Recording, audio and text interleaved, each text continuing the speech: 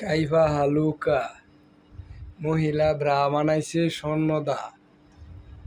আজকা ফেসবুকে ঢোকার পর দেখলাম এক মহিলা তার ব্রা বানাইছে ভাই স্বর্ণদা।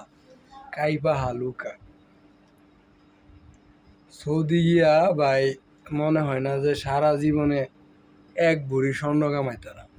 আর মহিলা ব্রা বানায় স্বর্ণদা, আর আমরা বাঙালি সৌদি আরব খাইটা মরি। ভাই কোন এটা কোনো কথা?